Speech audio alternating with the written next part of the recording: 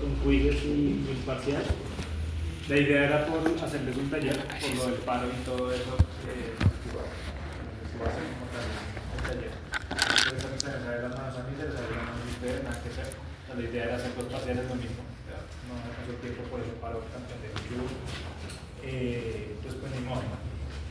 Pues ya vieron sus notas, no son tan buenas, la verdad. No les fue tan bien en el parcial en general. No sé si el nivel de complejidad si estaba muy complicado el parcial o estaba muy específico, pues la verdad no, yo personalmente, a mí, en mi criterio, no lo considero que estuviera tan difícil, la verdad. Ya pues ustedes pensarán otra cosa. No sé si es que falta hacer una falla de comunicación, alguna falla en el entendimiento de los temas, pero muy rápido o algo por el estilo, ¿listo? Pero así como hubieron notas malas, pues también hubieron. Así como hubo notas malas, también hubo notas muy buenas. También hubo notas de 4, de 3.6, una persona sacó 4.8 si no estoy mal. Entonces, pues esas son notas, si esas personas se pueden sacar esas notas, pues yo creo que todos lo pueden hacer, ¿listo? Yo confío que todos acá tienen las mismas capacidades cognitivas y capacidades intelectuales, por algo están acá en el mismo semestre, ¿sí? ¿Qué es lo que pasa? Que algo les está fallando en el método de estudio. O lo están dejando para última hora, ¿sí? O lo están dejando para última hora, o no están viniendo a clase, ¿sí? O vienen a clase y se ponen a copiar solamente las cosas, así, a full, que les queden bonitos los apuntes, pero no están aprendiendo absolutamente nada. O también que llega, también los casos de las personas que vienen acá a clase donde están mirando el celular todo el tiempo, entonces sí, imposible ayudarles. No, nada que hacer. Entonces, ¿qué es la idea? Pues que si ustedes tienen dudas, si tienen cosas que no les está quedando claro, pues que digan en el momento. Que digan en el momento y que lo busquen a uno, que lo busquen pues cuando uno está acá en la universidad, que a veces a mí me salen cosas en la tarde, salen micrófonos, procedimientos y pues ni modo. La vida real pues a veces la quita uno el tiempo. Pues la idea es que intentar ayudarles. Entonces, les mandé este taller, ¿sí? Les mandé una instrucción muy concisa de que era lo que necesitaba, era escribir.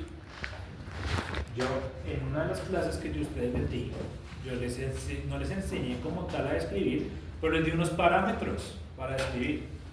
Les pregunté zona anatómica, órgano afectado, proceso que le está pasando, la severidad, localización, la distribución, si hay un exudado acompañado o no. Yo les coloqué una tabla y lo tienen en sus presentaciones. Esa tabla que era, que me tenían que colocar eso en una descripción un poquito más detallada de las lesiones. Yo necesitaba que ustedes me dijeran que esto es un carcinoma escamocelular, ¿listo? Yo no necesitaba que me dijeran que era un carcinoma escamocelular. Yo necesitaba que me dijeran que esto de acá es necrosis. Yo necesitaba que me dijeran que esto está inflamado. Yo necesitaba que me dijeran que esto era una hemorragia. Nada, yo eso no lo estaba pidiendo. Yo no les estoy pidiendo diagnósticos. No les estoy pidiendo diagnósticos. Esos son diagnósticos, ¿listo? Pero yo eso no lo estaba pidiendo. Que estaba pidiendo una descripción de la lesión.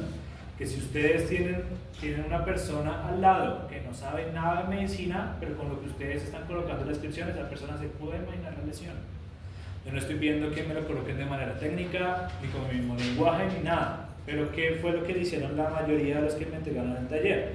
Simplemente me empezaron a decir es que se observa una zona extensa de necrosis. Eso no es lo que yo estaba pidiendo. Otras personas que me escribieron, no se observa una zona a manera de una circular, ¿sí? De bordes bien delimitados con pérdida de la piel. Ahí está. ¿Qué están haciendo? Describiendo la lesión. Entonces, si su nota quedó igual, o su nota no subió, o subió un poquito, fue porque no les fue tan bien en el taller. ¿Listo? Entonces, ¿qué hice? Si no describieron las lesiones bien, o sea, si me hubieran descrito las lesiones bien, así hubieran tenido el morfológico mal, les hubiera valido el punto completo. Pero ¿qué pasó? Pasó al contrario. La mayoría tuvo bien la lesión, pero la descripción fue muy básica. Ni siquiera básica, fue o corta o con cosas que no tenían que ver. Entonces, un taller me acuerdo que me colocaron de que esta lesión puede ser causada por un carcinoma escamocelular. Y en el diagnóstico morfológico me colocaron carcinoma escamocelular en esta foto. Me colocaron micosis. Para que se den cuenta que yo leo todo lo que ustedes coloquen. Todo lo que ustedes coloquen, yo siempre lo leo. Unas personas me colocaron micosis, por ejemplo. Puede ser. Pero yo les estoy preguntando diagnósticos, no. Yo no les estoy preguntando ningún diagnóstico porque usted no tiene el animal de frente para hacer eso. Si fuera una imagen micro, una imagen macro y una imagen micro, sí pueden hacer un morfológico más específico. Pero acá, ¿cómo queda? Simplemente un proceso ulcerativo. ¿Ya? Úlcera. O sea, úlcera epidérmica, ¿en dónde? En la nariz. ¿Listo? Pero recuerden, yo les había dado unas instrucciones de cómo escribir y de qué tienen que tener. Si ustedes me colocaron solamente úlcera, ¿listo? ¿En dónde? En la mucosa oral, en la mucosa conjuntival, en la oreja, en el tabique nasal. Entonces hay que ser específicos, hay que ser muy precisos con lo que ustedes están colocando. Y no es por querer rajarlos, es porque así se tiene que hacer un informe. Ustedes tienen que ser detallados en lo que están colocando. Por eso en las primeras clases, lo primero que vimos fue las generalidades. En las generalidades yo que les dije, que tenían que describir con esos parámetros, que esos eran una ayuda. Entonces, de distribución focal, se observa una zona de pérdida de la arquitectura del órgano, habla de bordes tales y bordes tales, ¿sí? Entonces, eso es lo que yo les estaba pidiendo. ¿Listo? Ahora, por ejemplo, en esta imagen, ¿qué pasó? Muchos me colocaron acá ruptura, ¿cierto? Se colocaron ruptura hepática. Las rupturas, ¿dónde solamente se dan? En órganos huecos. Y me colocaron ruptura, no sirve. Eso es una fractura. Las fracturas son de órganos parenquimatosos. ¿Listo?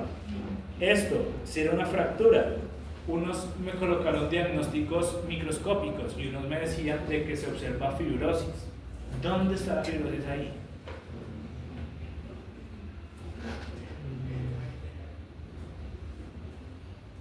Ahí no hay fibrosis. Esa es la coloración normal de la cápsula esplénica de un caballo. Es la coloración normal. Lo de una vaca se ve así, se ve grisácea. Entonces eso no es fibrosis. Acá sí es un proceso crónico, otros me colocaron de que esta si no estoy mal, no me acuerdo cuál. Creo que en esta que no me acuerdo bien. Me colocaron de que era un proceso necrótico crónico. Eso no es crónico, por nada del mundo. Eso es agudo, es hiperagudo. Ese animal se murió por ese accidente. ¿Listo? Se murió por ese accidente. Entonces a veces por extralimitarse con lo que ustedes saben, les quedó mal el punto. Yo que les había pedido de escribir, nada más. Yo no les estaba pidiendo ningún diagnóstico de ningún tipo. Yo quería que me dijera, se observa un asa intestinal, la cual presenta un cambio de coloración rojizo, bien delimitado, aproximadamente a tanta distancia, si no me dicen la distancia no importa, pero que se observa una pérdida de la coloración normal, como lo quieran decir ustedes. Unos me dijeron, hay una necrosis de la mucosa, ahí estoy viendo la mucosa. No, estoy viendo la serosa. Entonces ahí ya está mal. Entonces no es por rajarlos, es porque lo que me colocaron en las descripciones no es correcto con lo que se estaba viendo en la imagen. Yo les estaba pidiendo algo que era describir, nada más. Entonces ahí tiene la respuesta. Si no les cambio la nota, fue por eso. Porque lo que me colocaron fue en exceso de lo que yo les estaba pidiendo. Yo he sido claro desde la primera clase que les dije, a mí no me gusta que me llenen una hoja completa de texto. A mí me gusta que lo que coloquen sea conciso, sea completo, pero que sea relevante. Importa más que ustedes me coloquen 2, 3 frases, 4 frases importantes que me describan la lesión, a que me escriban un párrafo que no dice nada. ¿Qué otra cosa? También les he dicho acá en clase, y por eso insisto en que algo pasa, que no me están escuchando, no me están prestando suficiente atención, o algo pasa, no sé. Ustedes tienen que analizar y tienen que después hablar conmigo a ver qué hacemos para solucionar las notas y ayudarles para que no pierdan esta materia. Que así ustedes no lo crean, yo no quiero que nadie pierda, absolutamente nadie, pero yo brindo ayuda hasta donde pueda. Si ustedes van a venir acá a ver el celular, no, es responsabilidad de ustedes y es culpa de ustedes. Acá a nadie ni le agrego nota que no se merece, ni le quito nota que no se merece. ¿Está? Yo les coloco lo que es, a nadie. Yo acá muy poquitos nombres necesito. ¿Y por qué hago eso? Porque yo no califico por nombres ni por caras. Califico a todos por igual, absolutamente todos por igual. Pues ninguno le tengo rencor, ninguno le tengo rabia, así le haya anulado o no, así los haya regañado acá en clase o no, a ninguno le tengo rencor. Yo ni siquiera miro sus nombres cuando califico los parciales. Ni siquiera los miro. Yo califico ciegas. Después miro, esta persona se llama para pasar notas. De resto, no miro notas para nadie. ¿Para qué? Para ser imparcial. Entonces yo acá yo no quiero que nadie pierda absolutamente nada. Pero ustedes se tienen que ayudar. Si hay algo que no está quedando claro, si es mucho tema, si es algo, tienen que hablar con tiempo. Tienen que hablar con tiempo acá. acá, dentro del salón. ¿Listo? Para este segundo corte, pues voy a intentar mirar más opciones diferentes evaluativas, no tanto un parcial como tal, el parcial de necrosis y de esto que apenas lo acabemos, lo vamos a hacer teórico, pero voy a pensar qué cosas puedo hacer para ayudarles a ustedes con esa nota. Recuerden que parte bastante fuerte de este corte es el seminario. ¿Listo? Seminario que hasta ahora nadie me ha preguntado nada. O sea, yo sé que ustedes tienen muchas cosas aparte, pero pues igual, hagan las cosas con tiempo. ¿Qué otra cosa? Por ejemplo, en este me colocaban torsión. Me colocaron torsión intestinal. ¿Esto es una torsión? No, eso es un... No, está sobre el eje mesentérico, o sea, es un vólvulo. Esto es un vólvulo. Esta, me colocaban digamos que la pared del estómago se encontraba hemorrágica y necrótica. ¿Será que sí? ¿O está hiperémica? Está hiperémica. O sea, no hemos visto microcirculatorio. O sea, ustedes no saben esos términos, pero pues igual los utilizaron de manera así algunas personas los utilizaban igualmente. Se observa congestionada, se observa hiperémica. Entonces, de nuevo, yo necesitaba era simplemente una descripción y lo que les pasa siempre por intentar sonar pros y por intentar sonar o colocar más cosas de las necesarias, les quedó el punto malo. Yo acá lo único que decía, estómago, una rotación completa 360 grados sobre su eje mesentérico. Si hubieran puesto eso, ya, con eso es suficiente. Esa es la definición de vólvulo. ¿Listo? Si me colocaron hemorragia, necrosis, todo eso, no es significativo para este caso. Pérdida de la anatomía topográfica del órgano. ¿El vaso dónde está? No está. Cuando debería estar ahí, debería estar hacia el lateral izquierdo en la cavidad abdominal. Ahí el hígado, ¿puede observarlo bien? No. Y hay personas que me escriben el hígado. Entonces ahí carece de relevancia esos detalles. ¿Vale? Esto. Unos me colocaron una intususcepción, listo, pero se pusieron a nombrar una fisiopatología de que se atrapa la víscera, de que la hipoxia se muere. Eso no se los estoy pidiendo. No se los estaba pidiendo. Este también, o sea, hay un prolapso rectal con la salida de contenido desde el útero. Ese contenido del útero, ¿qué es? Es una placenta, ¿listo? Si me colocaron que era un prolapso uterino, pues también se los valí. En verdad la salida era una placenta, ¿listo? La salida de una placenta como tal, pero ese es un prolapso rectal más que todo. Y este me colocaron una ruptura. Ahí no hay una ruptura como tal. ¿Por qué? Porque no es un órgano hueco. Miren el diafragma acá. Este es el diafragma. Lo voy a subir un poquito. Acá, este es el diafragma. El diafragma está intacto, solamente que tiene un anillo herniario en el centro. Entonces, ¿esto cómo se llama? Hernia diafragmática. Es una hernia diafragmática. O sea, el diafragma está ahí y las vísceras están metidas. O sea, miren, acá tengo una víscera metida en la cavidad abdominal, en la cavidad torácica, perdón. Entonces, ¿esto qué era? Es como un trauma en este animal generó que todas las vísceras entraran hacia la cavidad torácica. Eso no era ni peritonitis, no era neumonía, no era nada de eso. Eso era una hernia diafragmática. Entonces eran los accidentes de malposición, son fotos que les coloqué, accidentes de malposición y de lesiones macroscópicas que vimos acá en clase. Y fotos de esta las expliqué en clase y las describí en clase también. Entonces, digamos, no me acuerdo en ese momento, hubo una persona que me entregó un taller escrito con tomando las fotos. Y lo que me escribió fue decir, se observa necrosis, hemorragia, tal cosa. Ya, pues eso está mal. No le va a ir nada, absolutamente nada. Porque eso no es una descripción. Si yo a ustedes les pido una descripción macroscópica y me dicen necrosis, ¿cómo saben qué es necrosis? ¿Cómo me argumentan a mí qué es necrosis? ¿Ven las células muertas? No, tal vez por... Entonces, ¿cómo me pueden argumentar a mí que ese órgano está necrótico? Uno solamente coloca lo que uno puede argumentar. ¿Listo? Uno describe macroscópicamente y confirma el diagnóstico al microscopio. ¿Listo? Lo más probable es que si uno ve un órgano así, esté necrótico. Lo más probable, casi seguro. Pero, ¿uno qué hace? Si estamos en patología, estamos en necropsia, lo confirmo al micro. Porque por ahí, como estamos en un país como Colombia, por ahí se les puede meter un abogado y decirles, no, eso no es una necrosis, usted se está inventando, y por ahí les toman a ustedes el caso por más de que ustedes tengan la razón. Por eso uno tiene que ser descriptivo, y uno lo confirma es al microscopio. Entonces el taller, pues sí, 7 imágenes, de nuevo las vamos a ver relativamente rápido. La lesión está bacana. Esta es la lesión. Probablemente sí, acá hay una masa, probablemente esto sea un carcinoma escamocelular. Más probable es que sí, una lesión tan severa en el plano nasal de un gato, lo más probable es que sea un carcinoma escamocelular. Sin embargo, ¿qué es lo que llama la atención? Es una úlcera, una pérdida de la continuidad del epitelio. Acá una persona utilizó un término que es bastante correcto, me colocó una solución de la continuidad, me lo utilizó acá y me lo utilizó en el rumen. Así se puede describir, solución de la continuidad, que significa que se pierde la continuidad. Pero yo no les, de nuevo, no les estoy pidiendo a ustedes términos estrictos, términos médicos, que se entienda. Entonces, ¿ustedes qué pueden haber visto? ¿Qué me pueden haber visto? Pérdida de la continuidad de la piel, se observa un hueco en la piel, como sea, con tal de que se entienda la lesión, que ustedes se la describan a su mamá y ella se alcance a imaginar, ah, tiene un hueco en la nariz. ¿Sí? Eso es lo que yo les estoy pidiendo, que sean muy descriptivos, cosa que no fue lo que me colocaron en el taller.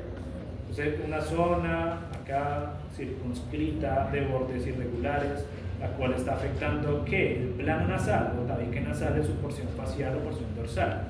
Igualmente, este mismo proceso se observa en la piel que está alrededor de la conjuntiva o alrededor del ojo. Entonces, ¿qué me está afectando? Plano nasal, centro nasal y párpados. Párpados. Entonces, ustedes lo podrían nombrar así. ¿Cómo está caracterizada la lesión? Por una pérdida de la piel, en la cual se observa la exposición de un tejido rosado, oscuro o rojo oscuro. ¿Sí? Hasta pueden colocar de apariencia carnosa. Entonces, apariencia carnosa, ¿quién se imagina uno? Eso, un músculo expuesto o un tejido expuesto. ¿Sí? Bordes bien definidos, está deprimida o de forma cóncava, como ustedes lo quieran colocar.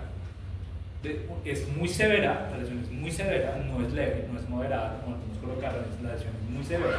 Y esta descripción es compatible con una úlcera. Adicionalmente se observa que en la periferia de estas imágenes, de estas lesiones, se ve un material costroso, posiblemente compatible con ¿qué? Con costras. ¿Está? Con costras.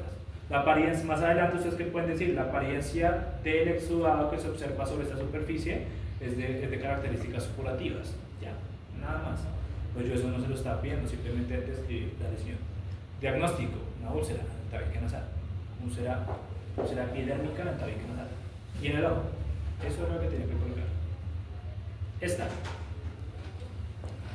Lo mismo. Me dijeron que esta zona de acá era necrosis de coagulación. Que por acá había hemorragia. Que esto era hemorragia. Estos son manchas de sangre que salen de la necropsia normal. Si fuera una hemorragia, tendría un cambio microcirculatorio muchísimo más grande y todo estaría aquí rojo. Entonces, lo mismo de siempre. ¿Qué es lo evidente? Esto, ¿no? Eso es lo evidente. El resto de cosas, si ustedes no están seguros que son, pues no las nombran, porque lo evidente es esa lesión. Entonces, ¿qué se observa? Una pérdida de la continuidad del parénquima hepático, el cual se divide en dos fragmentos. Y de los fragmentos, alguien de acá no me acuerdo, o sea, de nuevo, yo leí estos, siempre los leí sin mirar el nombre. ¿Y qué dice? Que tiene una apariencia friable. También, sí, tiene una apariencia friable. Friable o arenosa. Arenoso. Entonces, eso es describir cómo se ve el órgano como tal. Entonces, una pérdida de la continuidad en la cual se pierde aproximadamente un 10, 15, hasta 20% del parénquima hepático. ¿Listo? Los bordes se encuentran libres de una coloración amarillenta o café clara. Ya, no pueden decir nada más. Porque no hay más que describir. Entonces, ¿qué sería? Fractura hepática. ¿Listo? Alguien acá también como que leyeron de los apuntes anteriores y me hizo una descripción muy buena de la anatomía topográfica. Que el lóbulo estaba afectado. Eso también suma puntos. ¿Y si de pronto uno dice que tiene una secreción? ¿No? Si dices que es una secreción, no estaría compatible porque una secreción es un proceso activo de una glándula. ¿Listo? Sería un exudado. ¿Y el diagnóstico? Sería una fractura hepática. El origen de nuevo, no me importa, sí, puede ser traumático. No me colocaron que era origen traumático, que lo más probable es que pueda ser un trauma contundente. O me listaron hasta agentes patogénicos que pueden generar eso. Ningún agente patogénico, por más patogénico que sea, en una lesión de ese tamaño. Esta es de origen único, el origen es traumático, nada más. ¿Listo? Entonces, de nuevo, por estar extralimitándose con las cosas que colocaron en el taller, les quedó mal el punto. Acá, sí, efectivamente es la cabeza y es el cuerpo, se observa una línea muy bien delimitada que me divide la cabeza del cuerpo, y por los bordes y por la ausencia de un proceso inflamatorio localizado, pues se observa que tiene una cronicidad que es crónica. Pero ustedes simplemente le tienen que escribir una pérdida de la continuidad del parénquima hepático, el cual me divide, del parénquima esplénico, perdón, el cual me divide la cabeza y el cuerpo en dos fragmentos. Y la línea se observa bien delimitada en el eje transversal del órgano. Esos son los términos que yo usaría. Yo de nuevo estas descripciones no las estoy leyendo, yo las estoy sacando de lo que yo sé. Es lo mismo que yo le estaba pidiendo. ¿Cuál es el diagnóstico morfológico? Una fractura esplénica. Pero esto es un hallazgo incidental. Ese animal le pegaron una patada, el animal tuvo una hemorragia aguda, sobrevivió a esa hemorragia aguda y ese vaso, perdón, se cicatrizó. Y por eso quedan así. Entonces así uno demuestra que el animal tuvo digamos, un trauma contundente en el pasado. ¿Vale? Entonces es como uno lo detecta. Esta. Sí, de nuevo lo mismo. Unos me colocaron que era la mucosa, otros que era la serosa, otros no me colocaron específicamente en dónde. Entonces lo primero, en la superficie serosa se observa un orificio la cual está afectando la totalidad de la pared ruminal con exposición del contenido ruminal.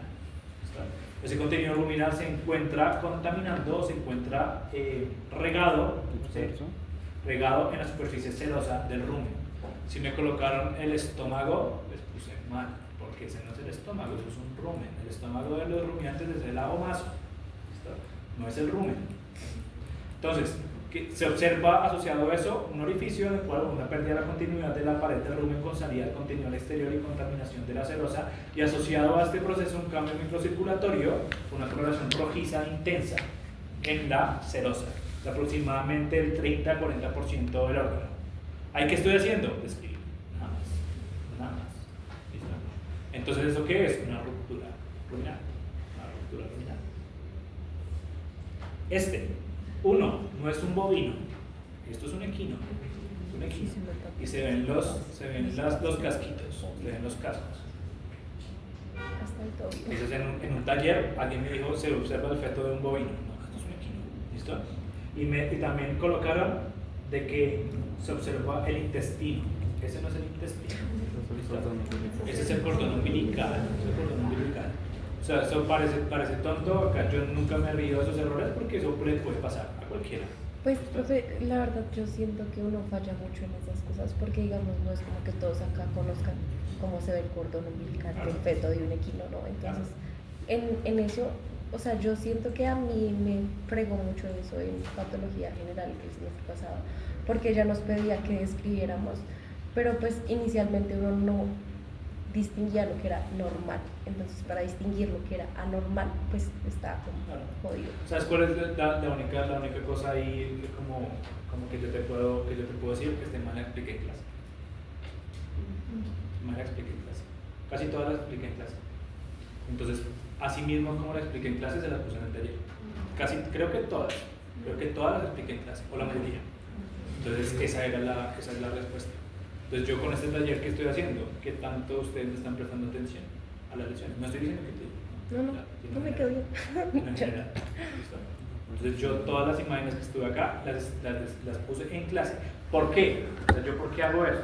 De nuevo, no es de rabor, no es de decirle simplemente que miren, le repetí para restregar solo en la cara, sino es para mirar qué tanto ustedes me están prestando atención en clase. Entonces de nada sirve que ustedes lleguen a un salón para esta materia o cualquier materia si solo vienen a copiar. No sirve. O sea, copiar sirve para uno después entender que ustedes copian para creer que están aprendiendo, así no sirve como uno que tiene conocimiento. Digamos, suponiendo que el resto de puntos también lo único que puso mal fue público, tan relevante. Depende de la descripción y depende del diagnóstico morfológico que me colocaste. ¿Listo? O sea, depende. No me interesaba tanto. Cuando yo vi que colocaron bovino a esa persona, no me interesó que fuera un bovino. Más que todo la presión en la descripción. ¿Listo? Entonces, el cordón umbilical, ¿qué se ve? Ahí en la descripción se ve el cordón umbilical, el cual se ve una coloración rojiza, difusa, en todo, desde la inserción acá en la placenta, hasta llegar al fetico. O sea, prácticamente todo el órgano se observa una coloración rojiza intensa, oscura, intensa. El órgano se ve de apariencia brillante y se ve que está envuelto en sí sobre su eje longitudinal. ¿Esa coloración se puede usar como hiperémica o Sí, simplemente- lo puedes decir hiperémico. No está mal. Lo único es usa los términos que tú estés segura que son. Sí es correcto que es hiperémico, pero ¿quién te dice que no está congestionado? ¿Quién te dice que es hiperémico? Hiperémico es de origen arterial, ¿vale? Congestionado de origen venoso. Entonces ahí, ¿de dónde vendrá? De las dos. Pues que es Pero sí mejor. estaría bien. Sí, está bien, se entiende, está bien. Solamente que lo único que hay que sería mejor pues que una coloración rojiza intensa, con una coloración rojiza similar a la sangre. ¿Listo? Ustedes no tienen que sonar técnicos, sino tienen que ser precisas en la descripción. ¿Qué sería? Una torsión umbilical. Acá, esta, se las coloqué de nuevo para mirar si me han prestado atención cuando estaba explicando esta foto. Esta foto yo les dije que esta es una necropsia nuestra, que le hicimos en el nacional, el órgano estaba torcido y nosotros le quitamos la torsión. Entonces por eso se ve así. Pero, ¿qué tiene? Que esta asa del intestino grueso, no tiene que colocar ciego, sino una asa del intestino grueso. Se observa un cambio de coloración rojizo muy bien delimitado, ocupando prácticamente casi toda esa asa intestinal sobre la superficie serosa, no mucosa, la superficie serosa. ¿Listo? Pues ahí que me tenían que colocar después, el diagnóstico morfológico sería una torsión intestinal. Nada más. Sí puse torsión del cielo. También. Esta también se observa un asa intestinal, la superficie serosa de un asa intestinal y se observa el mesenterio, ¿listo? El cual presenta un cambio de coloración rojizo, oscuro, focal extenso, el cual en la raíz mesentérica se observa una rotación de prácticamente 360 grados o más de las asas intestinales. Ya. ¿Qué era un pólvoro? Tengo la duda entre focal, local, multifocal, como sabes cuál es cuál. Esto es focal, está en un solo foco, uno solo, ¿listo? Focal extenso, perdón, también, para ver si lo puedo escribir acá, sí. Vamos, tengo acá esto. Focal sería esto, ¿listo? Focal sería esto. Focal extenso sería esto. como una zona O mucho sea, que más digamos grande. la de esta que dice que, bueno, la anterior la que estaba mirando la del color, creo que sería una focal extensa. Sería focal extensa. Esto sería focal extenso. Porque mira, porque se me está ocupando mucho espacio de ese sitio. ¿Listo? Esto sería multifocal. ¿Listo? Y esto Local. es difuso. O sea, lo que dicen- En todo. En todo. Multifocales, no Múltiples focales focos. en un punto y multifocales en un lado pero grande. No, focal extenso es el lado grande. Una pregunta, para decir, digamos, adolescente, ¿lo vales o sea, si estuviera, no en este punto, sino general? Focal coalescente sería multifocal coalescente si empiezan a unirse. Pero se llama multifocal coalescente, no acoalescente. Se puede también así, multifocal a coalescente entre sí. ¿Qué diferencia hay? Ahora, de nuevo, eso es agregarle complejidad a las descripciones. Mejor decir multifocal y no. También es, o sea, sirve con tal de que ustedes entiendan cuál es el patrón. ¿Vale? Pero si ustedes colocan acá multifocal, el cual se empiezan a unir, pues también es correcto. Difuso es sinónimo de generalizado. Sí, solamente que difuso lo utilizamos más micro, generalizado más macro, pero se utiliza de manera intercambiable. Porque digamos este tema no lo volvemos a tocar, o sea, como De aquí en adelante vamos a seguir describiendo, siempre. Vamos a seguir describiendo. Profe, una pregunta, lo de coalescente me puede dar como la definición como tal. Lo de coalescente, o sea, lo del Coalescente es que se empiezan a unir. Se empiezan a unir entre sí, que coalescen, se vuelven uno.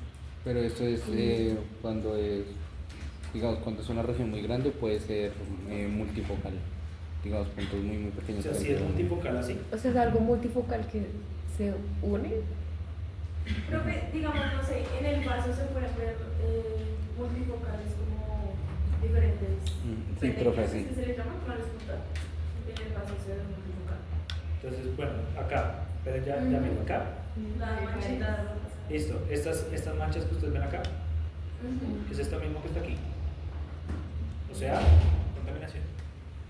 Pero está en espacio multifocal. Sí, solamente que eso no es una hemorragia como tal, ¿vale? O sea, como ¿se no hemos... llaman las petequias? Sí, porque las petequias se ven así, se ven rojas, Sí. intensas, dentro del tejido. Eso está sobre la superficie serosa. Entonces prácticamente es como si se te echaste el hachazo en el caballo y salpicó sangre, se puntó todo el brazo. Esa untada de la sangre en el brazo, eso es contaminación por sangre. Eso no es una hemorragia. ¿Listo? Ok. Entonces, de nuevo, ustedes tienen unas herramientas, son poquitas por el tema que hemos visto, en verdad ha sido bastante tema, pero pues igual no hemos llegado a un microcirculatorio. Entonces, si no hemos llegado a un microcirculatorio, pues no les estoy pidiendo un microcirculatorio. ¿Listo? Entonces, las hemorragias, congestión, hiperemia, todo eso lo vamos a ver después, cuando acabemos esta parte. Entonces, miren acá, tengo aquí, de nuevo esto, yo estaba diciéndole primero a Manuel esto. Las zonas rojas son las afectadas, ¿listo? ¿Qué distribución tiene esto? Multifocal. Multifocal, acualescente, porque se están empezando a unir. Ok. Están empezando a unir. ¿Cuáles? Acualescente, porque están empezando a unir. ¿Ve? Esta, una rotación completa del cuerpo del estómago, con la cual la superficie pilórica, eso ya es muy específico, pero se lo digo, la parte del píloro se encuentra totalmente rotada y el cuerpo gástrico se encuentra invertido en todo su eje vertical. O sea, está totalmente volteado. ¿Qué significa? Que el estómago hizo un vólvulo de más de 360 grados. Hizo un vólvulo de más de 360 grados. El cuerpo del estómago tiene que estar hacia abajo y está hacia arriba. Se volteó completamente. ¿Listo? Segunda cosa, el vaso está en una posición totalmente anormal. Es una pérdida de la anatomía topográfica de la cavidad abdominal. ¿Listo? En la cual el vaso se observa hacia el lateral derecho, cuando debería estar en el lateral izquierdo. ¿Qué otra cosa? El estómago se ve con un aumento muy severo de su tamaño. El estómago de un perro es de este tamaño. ¿Listo? Y hacia cómo está, una ola gigante. Entonces ahí lo mismo. Entonces simplemente, de nuevo, para volver a repetir y ser más conciso con los hallazgos que ustedes observan. Observa un aumento muy severo del tamaño del órgano, o sea, del estómago, en la cual hay una pérdida de anatomía topográfica, por lo que se observa que el píloro está en una posición anormal hacia dorsal, hacia dorso craneal, y el cuerpo del estómago está hacia ventrocraneal, cuando debería estar ventrocaudal. Está hacia ventrocraneal. Este estómago tiene un aumento muy severo de tamaño, posiblemente por un timpanismo o por un acúmulo de un contenido dentro del estómago, y el vaso, que debería estar hacia el lateral izquierdo, se observa totalmente rotado hacia el lateral derecho, porque acá se alcanza a ver.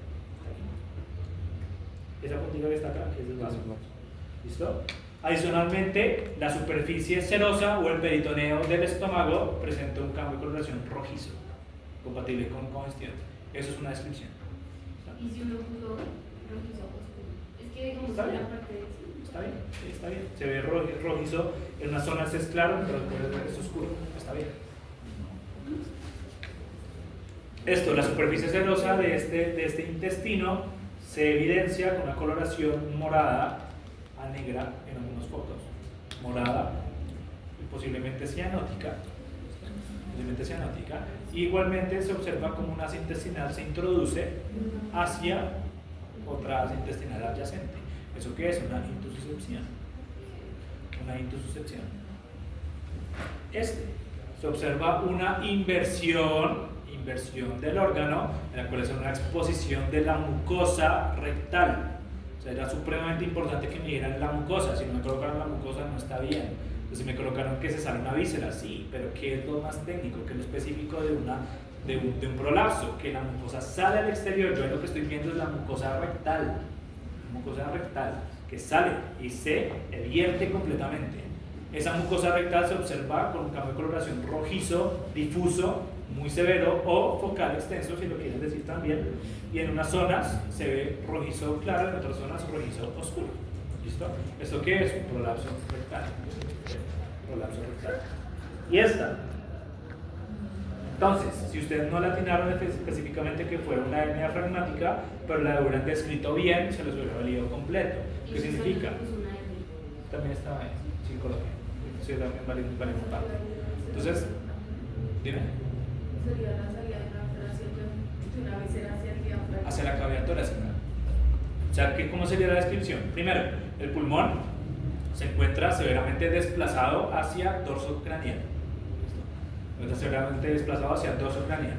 Aparte, la superficie pleural del pulmón izquierdo, se observa un cambio de coloración focal extenso, rojizo, de bordes irregulares, a manera de manchas irregulares. ¿Listo? ¿Qué otra cosa? La cavidad torácica se encuentra siendo reemplazada o invadida por la presencia de asas intestinales y del hígado. ¿Listo? Y adicionalmente a eso se observa que toda la cavidad torácica presenta un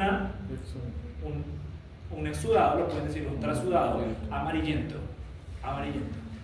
¿Listo? Eso sería la descripción de esto. ¿Qué es eso? Una hernia diafragmática. ¿Listo?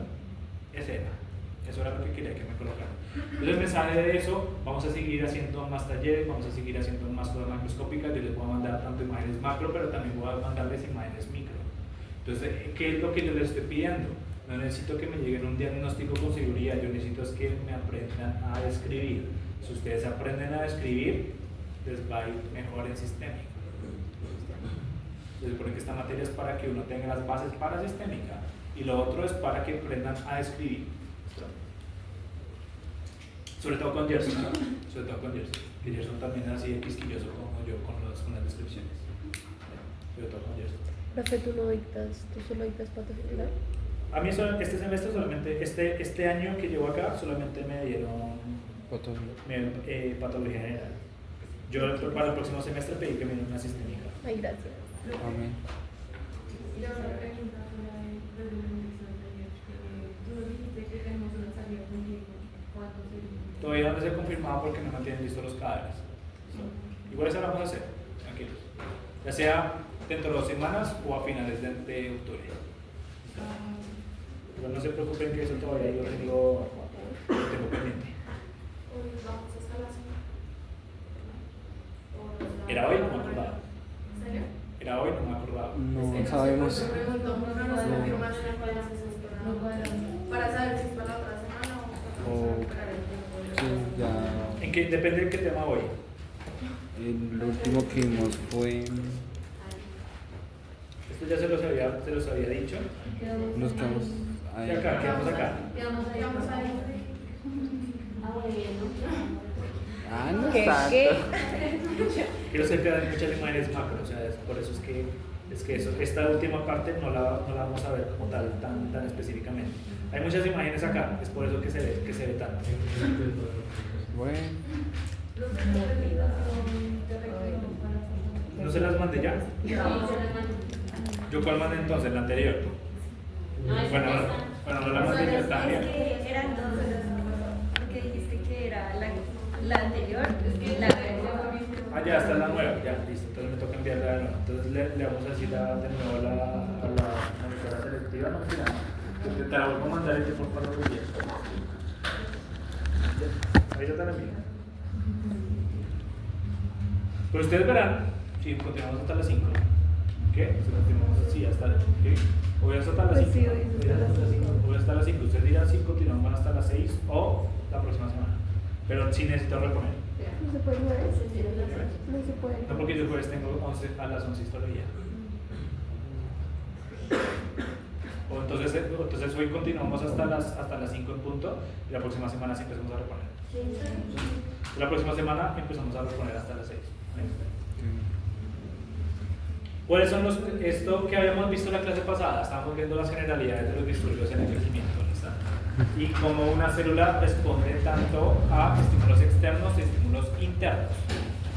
Estímulos externos y estímulos internos en el cuerpo para poder diferenciarse o para poder crecer o simplemente dejar de crecer.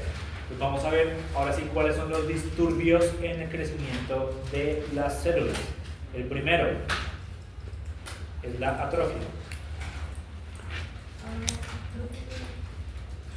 ¿Qué pasó? No, eso lo habíamos empezado a ver y yo dije, esta no es la presentación y me devolví. Entonces ahora sí los vamos a ver. Primero, disturbios en el crecimiento de las células. Atrofia.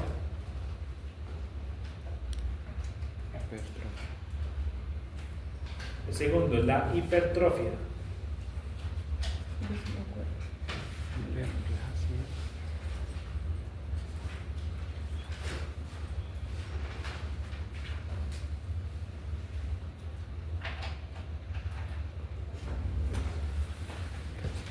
Entonces tenemos varios: atrofia, hipertrofia, hiperplasia, metaplasia, displasia y anaplasia.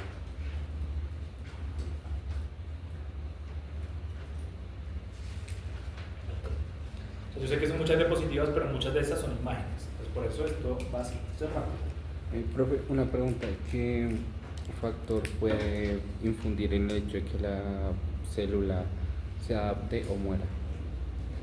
Depende si es una célula lábil, si es una célula estable o una célula terminal. Depende de la capacidad de proliferación. La proliferación de la célula. ¿Y no hay métodos externos para modificar o mutar el valor de proliferación que tenga una célula? A menos que se haga un cultivo. Si es un cultivo de ese órgano, se sacan células madres y se cultivan, si se podría hacer, que es lo que se hace hoy en día. Pero supongo que es complicado de realizar. Costoso, más que complicado, costoso. Gracias. Entonces vamos a empezar uno por uno. Atrofia, hiperplasia, hipertrofia, metaplasia, displasia y anaplasia. Entonces empecemos con la atrofia. ¿Listo? La atrofia, ¿qué es? La disminución en el número y el tamaño.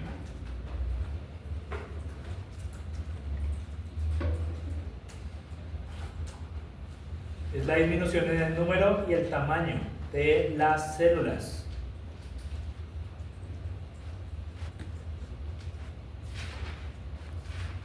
De las células, ¿listo? Disminución en el número y en el tamaño de las células.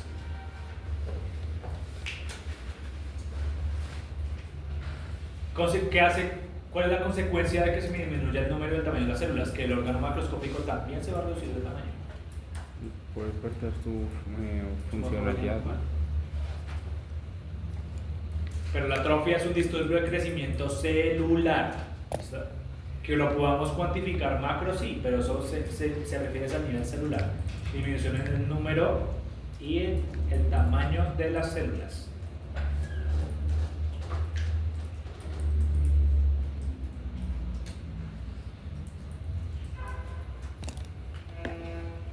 Esto tiene varias causas.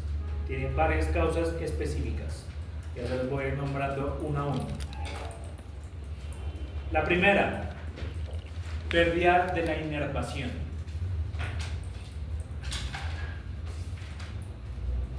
Pérdida de la inervación. ¿Qué era inervación? ¿Cómo la llega? Ah, no, sí. Algo más específico. ¿Qué es inervación? Transmisión de señal nerviosa. Al cerebro. O sea, la presencia de un nervio estimulando un órgano. ¿Listo?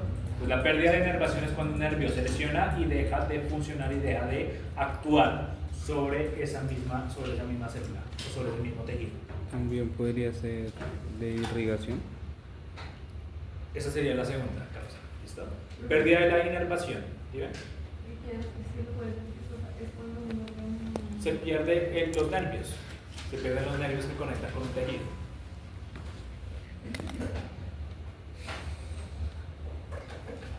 Segundo, disminución de la demanda, o sea, disminución de la función externa. Disminución de la demanda funcional. Disminución de la demanda funcional. Función externa, ¿sí? Funcional. Sí, de la función. Disminución de la función.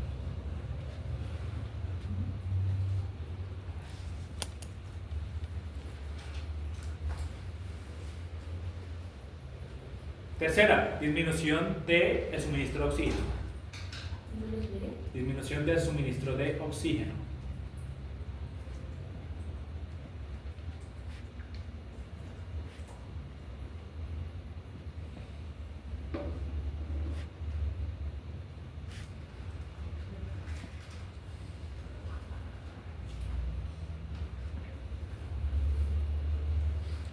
Cuarta, disminución en el consumo de nutrientes.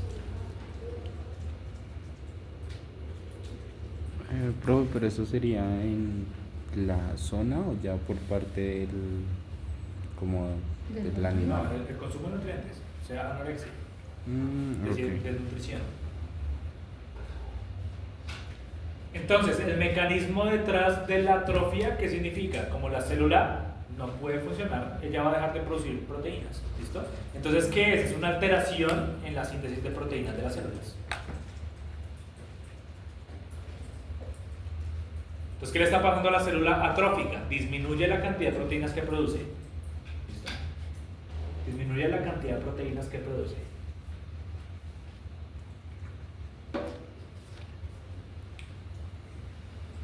Y aumenta la degradación de las proteínas. ¿Por qué? ¿Por qué empieza a degradar proteínas? ¿Para producir qué? Aumenta la degradación. ¿Qué vía metabólica utiliza proteínas para y qué produce? Una vía que se llama la gluconeogénesis.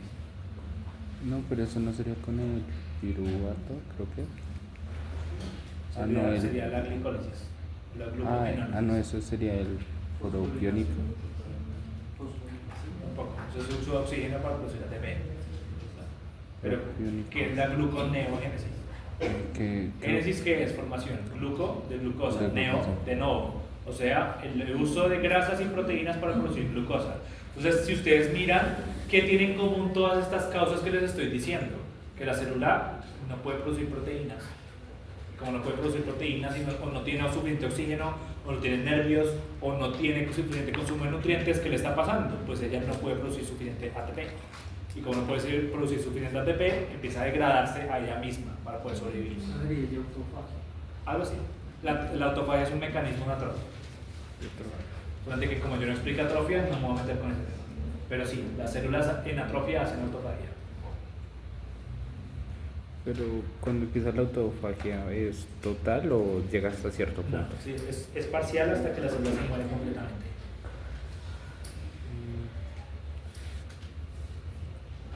Entonces esto es un túbulo normal, ¿vale? ¿Esto qué tipo de epitelio es? Exactamente, es un epitelio cúbico simple. ¿Qué le va a pasar a una célula atrófica? Pues en vez de seguir siendo un epitelio cúbico simple, se vuelve plano. Simple. Entonces, esta es la misma imagen que yo coloco en histología y acá la vuelvo a colocar. En mi presentación de histología es tal cual. Esta es un túbulo y ese túbulo tiene un epitelio cúbico. Tiene un epitelio cúbico aquí. Ahora, la foto de abajo es la continuación de esa lesión. Esta es una enfermedad renal crónica. ¿Qué le está pasando a este epitelio?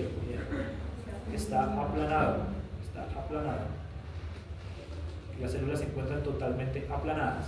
Este epitelio que le pasó se aplanó. Este también se está aplanando. Miren, esta célula es totalmente aplanada, parece un cigarrillo. ¿Listo? Entonces así se ve la atrofia. Como la célula disminuye el número de células, disminuye también el tamaño. Era cúbico, se volvió ahora plano. ¿Listo? Se volvió plano. Macroscópicamente, ¿cómo se va a evidenciar eso? Digamos, acá, ¿qué órgano está atrofiado? El cerebelo, exactamente, el cerebelo. El cerebelo está aquí, normal. Este es el normal. Que este pedacito que está aquí era el cerebelo. Este es el cerebelo atrofiado. Ese es el cerebelo atrofiado. ¿Listo? Entonces, esto es una atrofia cerebelar. Normalmente se le reconoce que esto puede causar no en fetos, sobre todo en bovino, la diarrea viral bovina, pero no están diagnosticados. ¿Listo? No están diagnosticados. Esto de acá, ¿qué le está pasando a este animal? Miren cómo tiene la nariz, el septo nasal, está torcido. ¿Listo? Ahora, si yo me acerco específicamente, ¿qué estoy viendo aquí? Esta de acá, este es el hueso nasal, ¿listo? Este es el hueso nasal. Y estas estructuras que ustedes ven acá son las conchas, o sea, son los cornetes. Ahora, ¿qué le está pasando a esto? Perdió estos cornetes, ¿cierto? Sí. Ahí estaban y ya no están. ¿Qué le pasó en esta foto? Ya las conchas están muchísimo más reducidas de tamaño. Y aquí finalmente, miren, están aplastadas y acá desaparecieron en su totalidad. ¿Qué es esto? Una atrofia de los cornetes nasales. ¿Esto qué no causa? La rinitis atrófica, que es el complejo de dos bacterias, que es la Pasteurella multocida citotóxica, productora de toxinas epiteliales directamente, que se llama así toxina Pasteurella multocida tipo 4, y Bordetella bronquicéptica, ¿vale? Es un complejo que pasa en porcinos. De nuevo, ustedes lo van a ver más adelante. Es una enfermedad que cuando ustedes lleguen a medicina de porcinos, todo el mundo les va a hacer mucho énfasis en esta. ¿Qué es lo que pasa? Que ya casi no se da. Es muy poco probable que se dé por la cantidad de factores estimulantes de crecimiento. Eso tiene otro nombre, pero que le agregan los concentrados a los animales, a los porcinos. ¿Listo? Entonces, esta enfermedad ya no es tan común. Por eso a los profesores les encanta preguntar sobre esto. Miren de nuevo. Normalmente, la nariz del cerdito debería venir hasta por acá. ¿Qué le pasó? Se atrofia. Se atrofia. Y acá, esto es lo que les pasa a los cerdos. Acá, desaparecen los cornetes. O sea, se los destruye el cartílago y es destruido por las bacterias. Es una enfermedad bastante pesada para los pobres cerditos. Acá, ¿alguien sabe esa cavidad abdominal? Vamos a acercar un poquito. ¿Qué le pasa?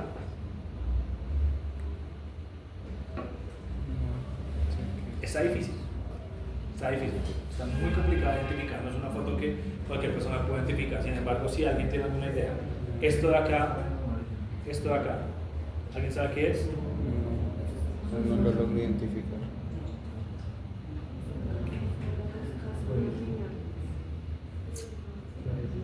Pues para dicen que son los riñones. Listo. Estos son los riñones. ¿Es Químico. una, profe? No. La vesícula. Esta es la vejiga. Listo. La vejiga. Por eso tiene una B larga, porque vejiga en inglés es ladder. ¿Vale? Esto que está acá, sí es la vesícula biliar. ¿Listo? Pero esto que ustedes ven acá, totalmente dilatado, voy a borrar las anotaciones. Esta P que está acá es la vena portal. Entonces está bastante complicado identificar. Entonces la vena portal se encuentra totalmente dilatada y está completamente llena de sangre. Por eso es muy complicado que usted lo sepa, solamente es por si alguien tiene alguna idea. Si no, igual yo esto lo explico. ¿Esto qué es? Esto es una enfermedad o es una anomalía congénita que se llama el shunt portosistémico. Eso es un shunt portosistémico. Sí. Eso afecta, lo afecta mucho. ¿Han escuchado alguna vez de esa patología? No. ¿El shunt portosistémico? Ustedes, de nuevo, no creo si les hice ya la pregunta. ¿Ustedes cómo están en embriología? De embriología. ¿Cómo están en embriología? ¿Más o menos? ¿Alguno de acá se acuerda cómo es la circulación fetal? ¿Cómo transita la sangre dentro del feto? ¿No?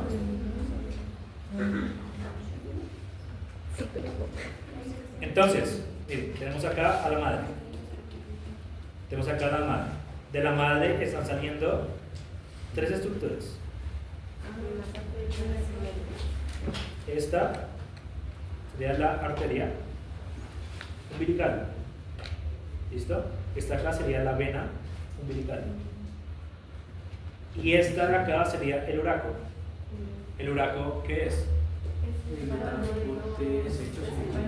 Es el transporte de desechos. Es el conducto que conecta la vejiga del feto con la circulación sanguínea de la madre. ¿Listo? Entonces ustedes, si las mujeres, si algunas ya han tenido hijos o si planean tener hijos, cuando hay un bebé, el bebé está dando todos los desechos, se los está dando a ustedes. ¿Listo? Se los está dando a ustedes.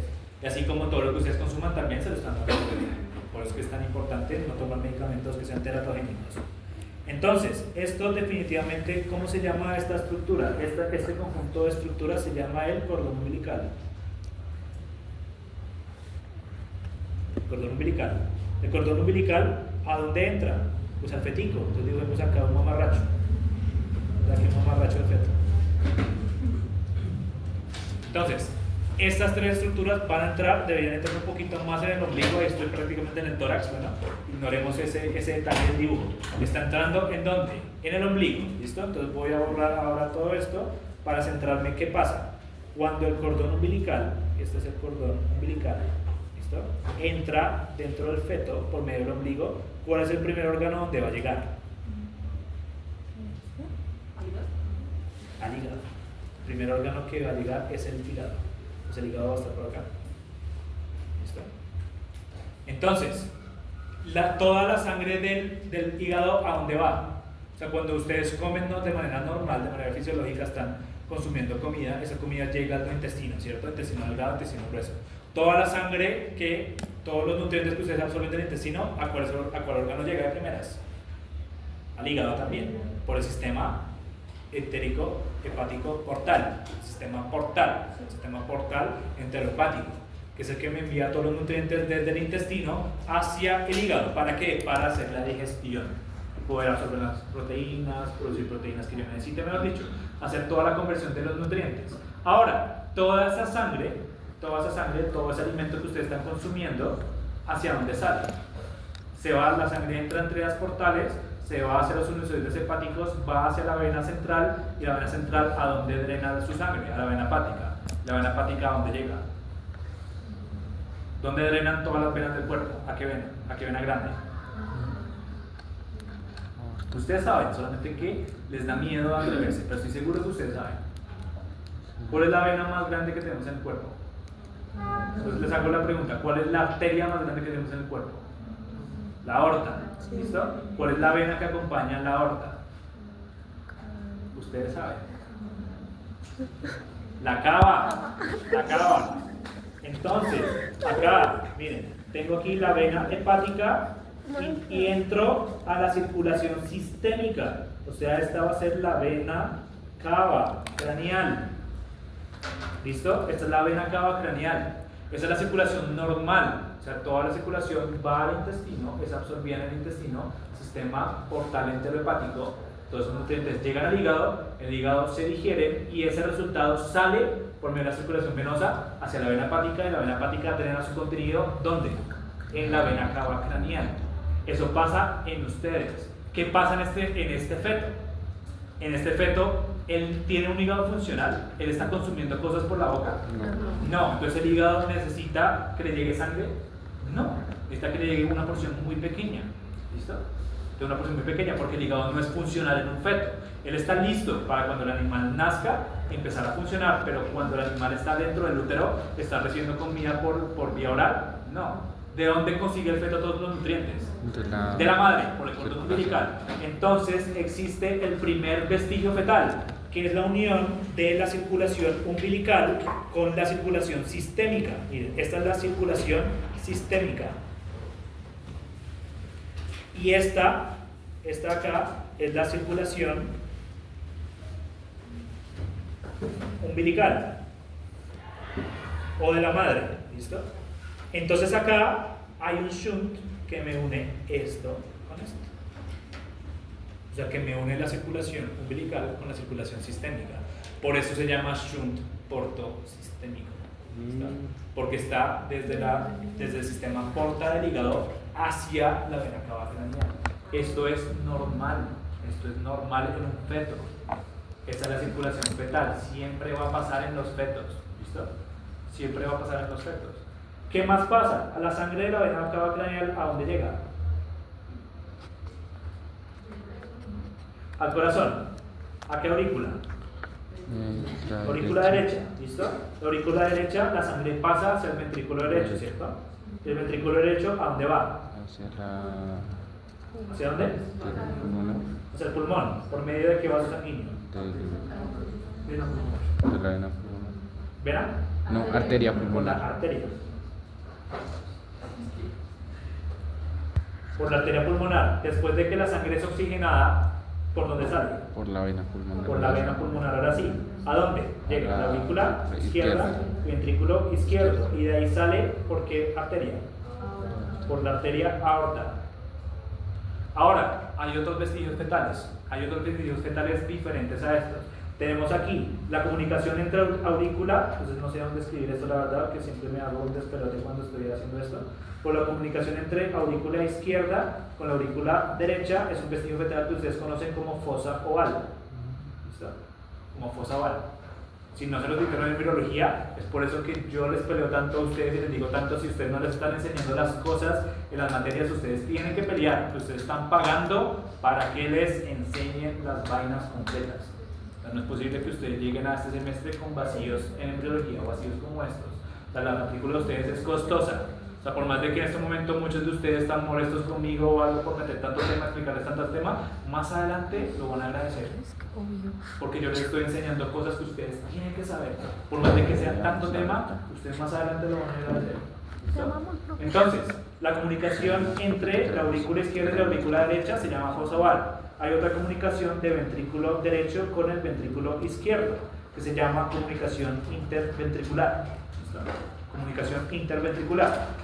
Todos estos que les estoy diciendo son la circulación fetal. Si esto les parece complicado entender, vayan a un libro de biología, ahí les dicen cómo es la circulación fetal. Yo se lo estoy diciendo de manera muy general. ¿Vale? El aurícula derecha con la aurícula izquierda se comunica por medio de la fosa oval y los ventrículos se comunican por la comunicación interventricular. ¿Por qué?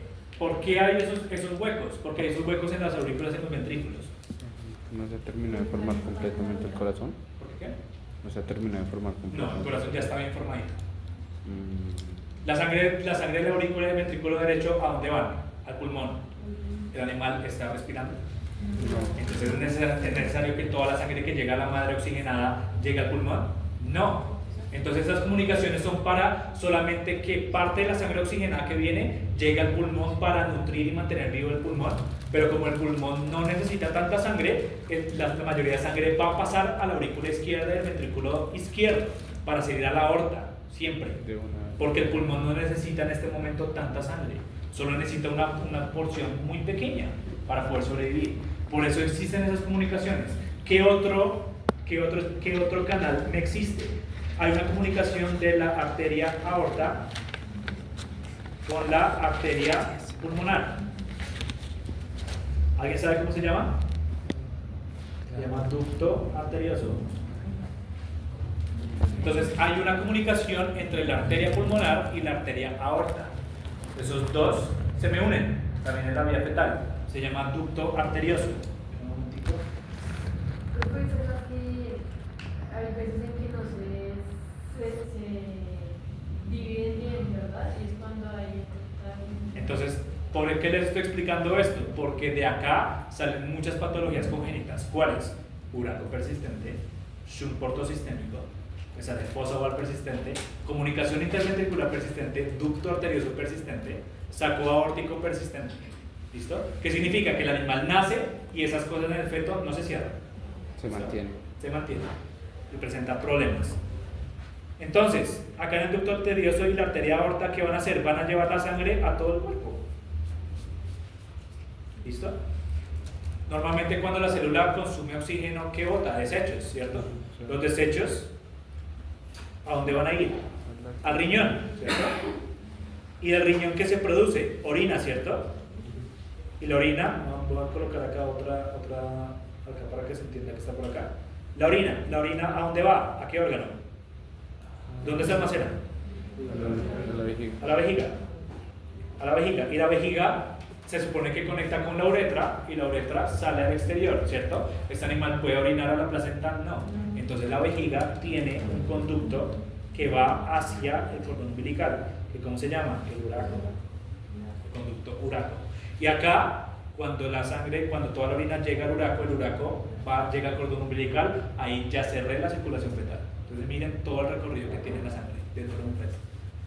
Entonces, ¿por qué les estoy explicando todo esto? Toda esta parte me demoré 20 minutos explicando esto. Simplemente para que entiendan el shunt portosistémico. ¿Okay? ¿Qué le va a pasar? ¿Cuál es una de las principales causas por el cual un órgano se puede atrofiar? La pérdida de suministro de oxígeno, ¿cierto? Entonces, ¿qué pasa si un animal que está vivo tiene todavía este shunt portosistémico? Tiene este shunt. Entonces la sangre oxigenada que está acá va a seguir derecho, no va a entrar al hígado. Entonces en vez de nutrir el hígado, sigue derecho y entra a la cava derecho. Entonces, ¿qué le va a pasar al hígado? Se atrofia. Se atrofia. Entonces miren, ¿qué significa esto? Acá hay un shunt. Entonces toda la sangre del intestino está entrando por este shunt y sale a la circulación, o sea, a la vena cava. Sale a la vena cava y no está nutriendo al hígado. ¿Listo? Entonces, ¿qué le va a pasar a este hígado?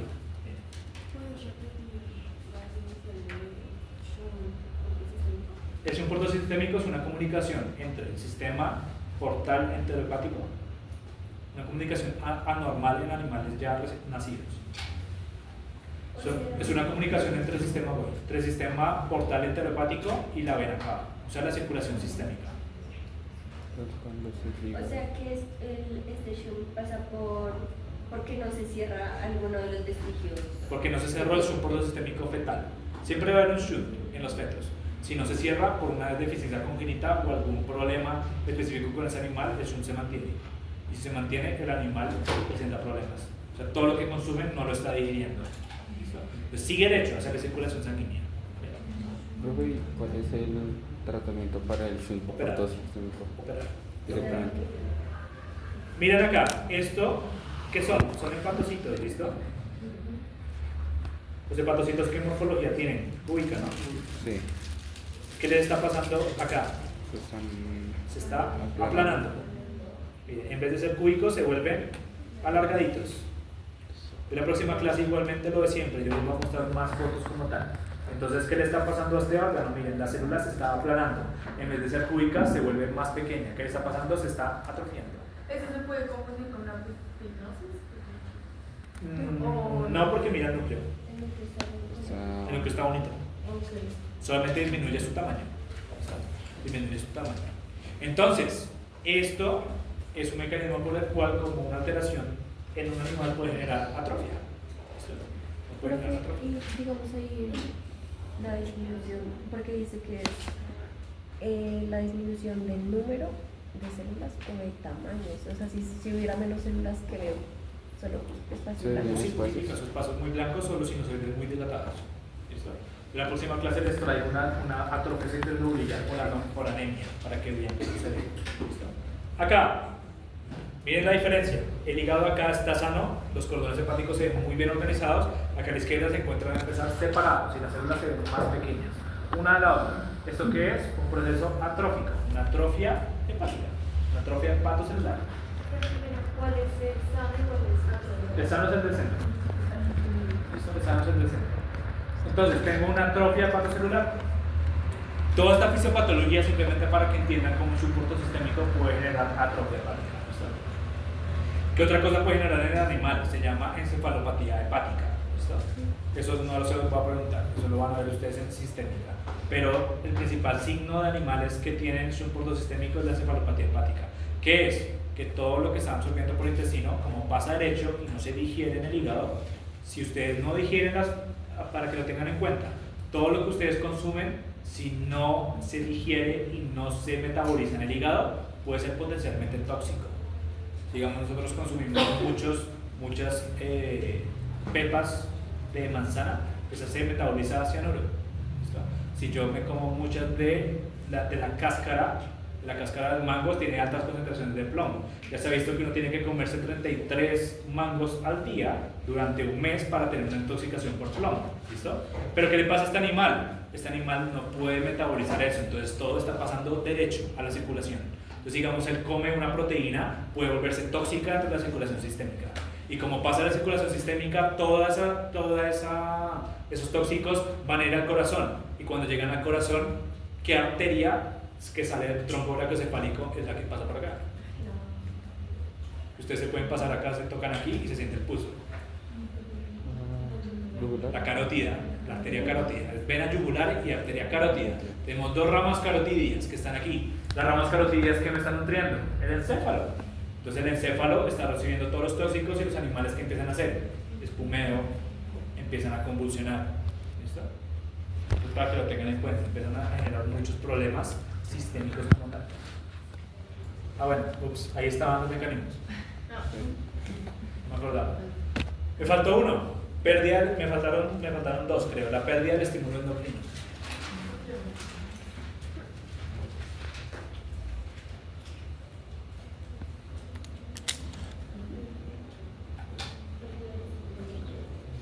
La pérdida del estímulo endocrino.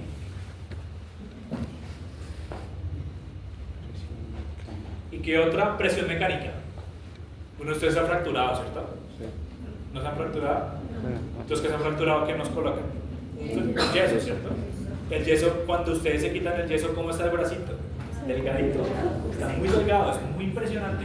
Porque uno se mira y uno dice, como, pues madre, ¿por qué está tan pequeño? ¿Por qué? Porque el músculo se atrofia por la presión del yeso y porque yo lo dejo de usar. ¿Listo? Yo lo dejo de usar. La hipertrofia.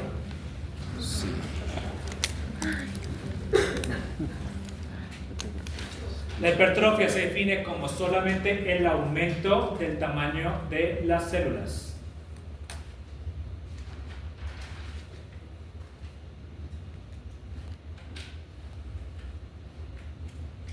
El aumento del tamaño de las células. La hiperplasia sería el aumento de cantidad. La hipertrofia es el aumento en el tamaño, solamente en el tamaño de las células, no en el número. Tamaño de las células. ¿Cuál es el mecanismo que me genera hipertrofia? Aumento de la carga funcional.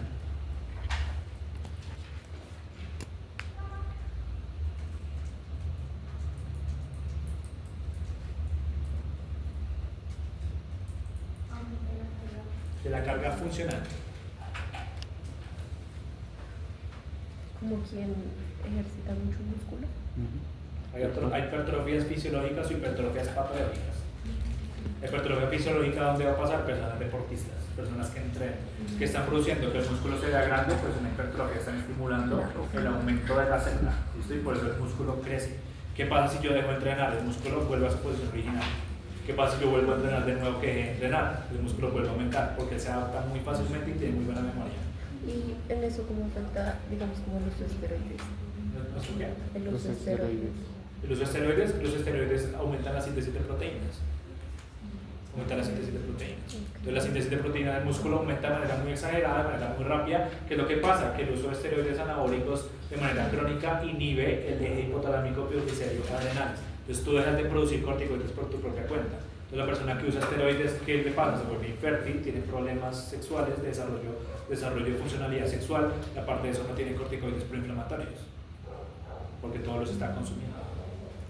Es por eso que, sigamos, ustedes utilizan prednisolona de manera indiscriminada en perros, pueden generar un enfermedad de Addison, hiperadrenocorticismo, que es un Cushing, exactamente. ¿Listo? Es un Cushing. Entonces, ¿qué le está pasando? Miren, esto es un miocito normal, esto es un corazón normal, ¿listo? Ventrículo derecho, ventrículo izquierdo. Entonces, ¿qué le pasa? La célula puede generar una adaptación. ¿Cómo se adapta? Aumentando su tamaño. ¿Por qué está aumentando su tamaño? Para poder adaptarse a una carga específica. Entonces, la hipertrofia puede ser fisiológica por deporte, pero la hipertrofia puede ser patológica si ya tengo un problema de hipertensión arterial, hipertensión pulmonar, para que el corazón tenga que trabajar con mayor esfuerzo. ¿Listo? Entonces, la célula, ¿qué hace? Aumenta el tamaño. ¿O qué le puede pasar? ¿Qué le puede pasar? Se puede dañar, se puede degenerar y se puede morir. Miren finalmente qué le va a pasar a esas pobres células. Se infarta. El órgano se infarta, o sea, se muere. ¿Sí? Y puede pasar que de ser fisiológico pase a patológico, o sea, digamos, de que ya sea tanta la carga, por ejemplo, de ejercicio que termina siendo patológico. Profe, una pregunta. Cuando se refiere que tiene muy buena memoria, es que, digamos, yo hago ejercicio, dejo de hacer y vuelvo a hacer, vuelvo a recuperar como en el estado más rápido, por así decirlo. Puede recuperar la forma del músculo. Mucho más rápido. Sí.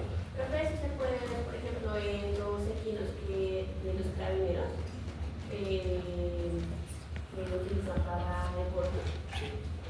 Entonces, normalmente tienen hipertrofías cardíacas bastante significativas.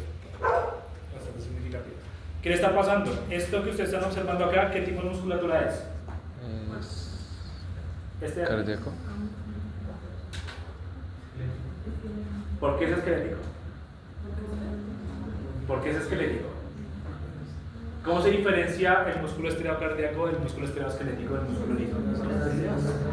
Las estrías, listo. El músculo estriado tiene estrías, el músculo liso no tiene. Ahora, ¿cómo diferencia el músculo estriado esquelético del músculo estriado cardíaco? Por la posición de los núcleos. Entonces, acá, esta célula, ¿dónde tiene el núcleo? Periférico. Entonces, como el núcleo es periférico, es un músculo estriado esquelético. ¿Qué le está pasando? Miren, acá las células, ¿de qué tamaño están? Normalitas, circulares. ¿Qué le están pasando acá? Miren el tamaño de este músculo. Miren el tamaño de este músculo. Acá, ¿esto qué es? Es una hipertrofia. Es una hipertrofia. Entonces, el músculo aumentó su tamaño. ¿Qué va a pasar en el corazón? Lo mismo, la célula va a aumentar su tamaño. Solamente que en el corazón, ¿qué pasa? La célula aumenta en grosor o se elonga. Por eso hay dos tipos de cardiomiopatías hipertróficas, la dilatada y la concéntrica.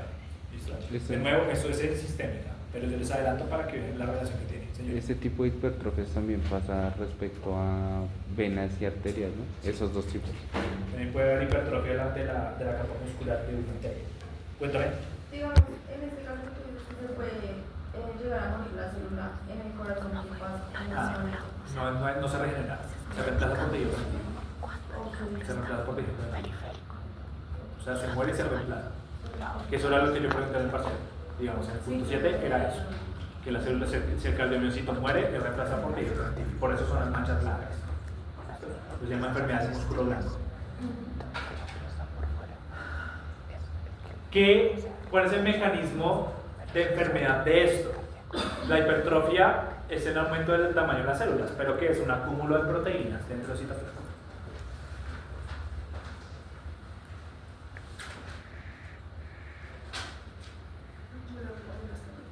Es el aumento de las proteínas dentro del citoplasma.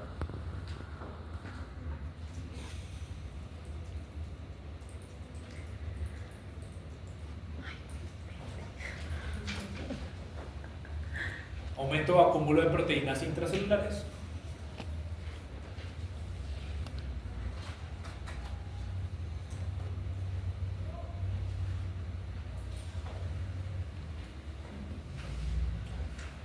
Miren esta parte. Esto es un corazón que está totalmente hipertrofiado.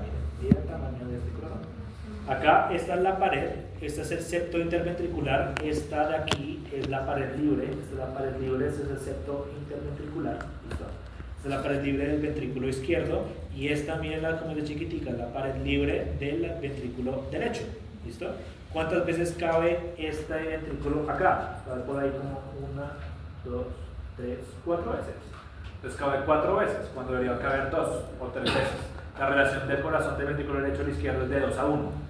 La pared del ventrículo debe ser 2 veces, la del ventrículo izquierdo debe ser 2 veces la del ventrículo derecho. En cambio acá está, prácticamente cabe 4 veces. Entonces es una hipertrofia. En verdad, uno como confirma una hipertrofia de necropsia, pesando el corazón. Toca pesar el corazón. ¿Listo? Ahora, miren esto. ¿Qué le está pasando? Esto de acá es un útero. ¿Listo? Esto es un útero. Esto que ustedes están viendo acá es músculo liso. Esto es músculo liso. Entonces, miren las células como se ven, aplanaditas, todas yendo en una sola dirección, una encima de la otra. ¿Qué le pasa durante la gestación a ese músculo? Miren, se ejercita, se vuelve mucho más grande. Entonces, la célula que antes era de este tamaño, miren, esto es una celulita de este tamaño, ¿cómo está ahora? Mírenla. ¿Qué pasa en la rutina? Miren cómo está de grande, está gigante. Está extremadamente grande, se está adaptando, Esto es fisiológico, esto es una hipertrofia fisiológica durante ¿qué? Una gestación. ¿Listo? Entonces miren que no solamente puede ser patológico.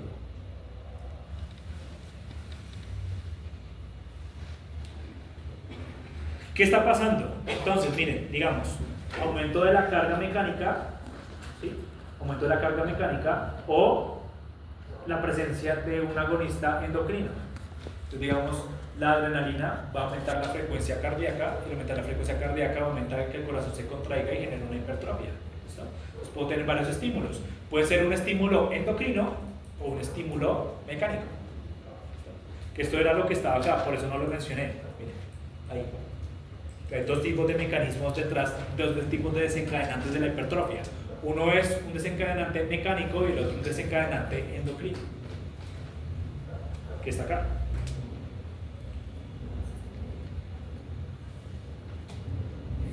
Entonces, el desencadenante mecánico, ¿qué hace? Aumenta, es un aumento de la función del órgano. ¿Cuál? La contracción cuando yo alzo una pesa, por ejemplo. ¿Listo? ¿Cuál será el estímulo endocrino? Que un neurotransmisor o una molécula endocrina esté afectando directamente a ese órgano. ¿Sí? Que le esté aumentando la producción.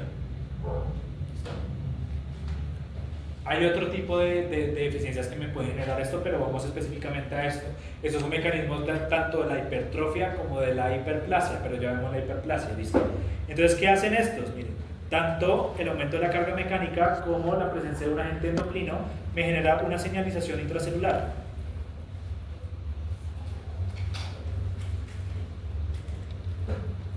Me genera una señalización intracelular. Y esa señalización intracelular, ¿qué me produce? Primero, aumento de la síntesis de proteínas. Primero, aumento de la síntesis de proteínas. Eso es Esto hay un estímulo, que es aumento de la carga o un estímulo endocrino. Produce una señalización intracelular.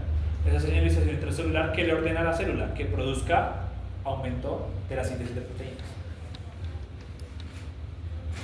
¿Profe, podrías repetir ese último pedazo? Sí, tenemos estímulos o dos desencadenantes, uno mecánico y el otro endocrino.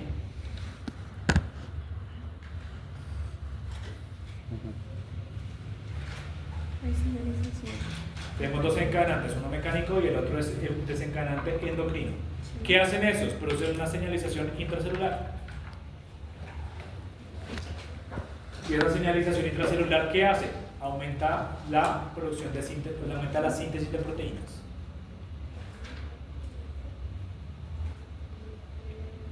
Aumenta la síntesis de proteínas.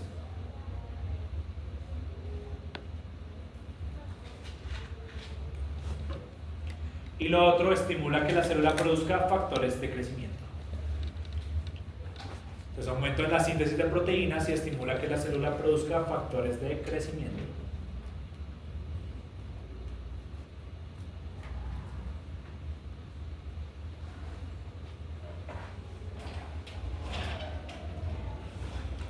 ¿Qué otra atrofia también es fisiológica? La del timo, por ejemplo. Se me ha olvidado, el timo se atrofia en adultos, en jóvenes y en adultos se atrofia.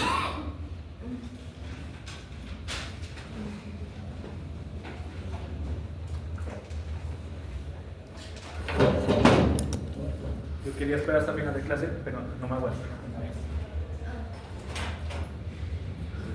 Probablemente cuando vuelva ya hemos acabado.